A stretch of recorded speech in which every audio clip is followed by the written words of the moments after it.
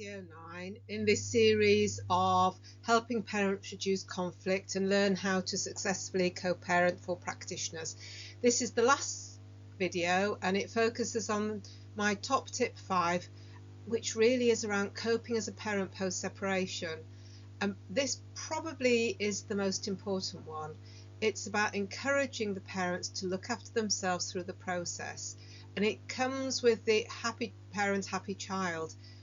As parents, we set the emotional atmosphere in our home, and life isn't easy and it's not straightforward, and we go through periods of stress and unhappiness and change.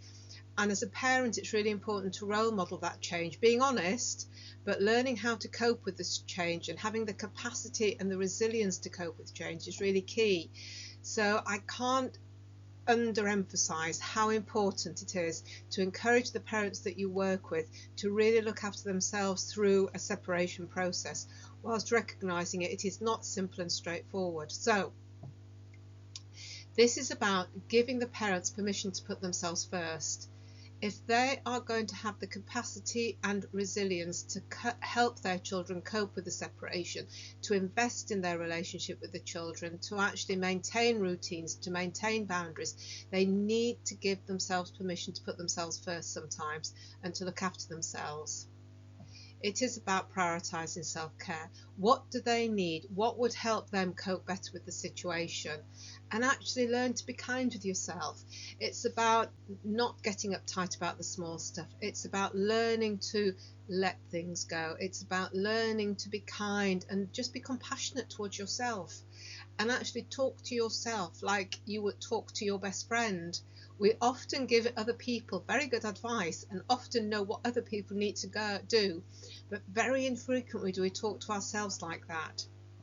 It is about breathing and relaxation. Now, there is loads of information on websites about breathing, and over the courses I have run for separated parents, many find breathing and relaxation exercises extremely useful in terms of helping them cope with challenging situations when things are getting a little bit out of control, and it's learning actually how to pull themselves back to a place where they can manage to respond and not react.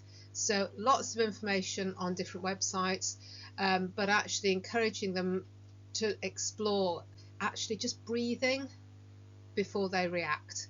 That might be quite helpful. It is about giving yourself time and space to process it. And it is, something happens and we react. And actually, when it's a separation, that needs a massive amount of processing. And it's about actually, how am I going to process that? And it's giving yourself time and space to do that while still being a parent. So it's just really talking that one through, which is why groups tend to work quite well, because they talk to each other. But it's also about getting the right kind of balanced support. When parents go through separation, their immediate friends and family will get quite defensive and protective about them, and actually they are likely to reinforce negative conversations about their ex-partner.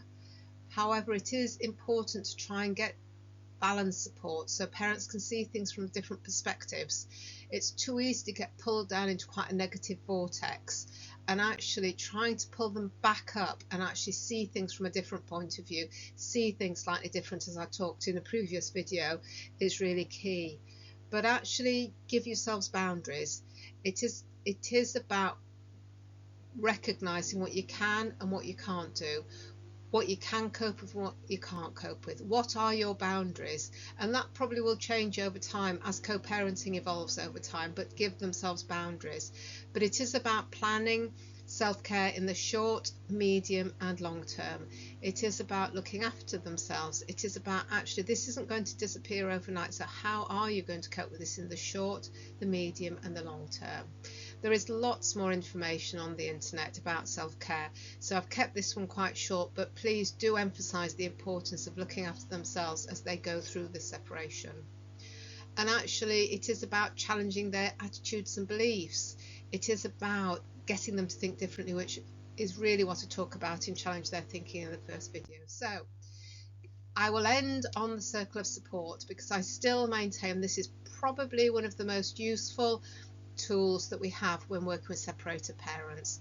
and just focusing on what's within their full control. It is about attitudes, behaviour and words, how they choose to react, or rather respond rather than react, how they choose to live their life, their relationship with their children and how they parent. So every time bring them back to this, because it brings them back to the children. Because as I've mentioned several times, if separated parents manage the process well, are able to collaborate and communicate, their children will have better outcomes. And again, here is all the support and information that is available on the website. Thank you very much, and please have a look at the other videos and you might find some of them quite helpful. Thank you.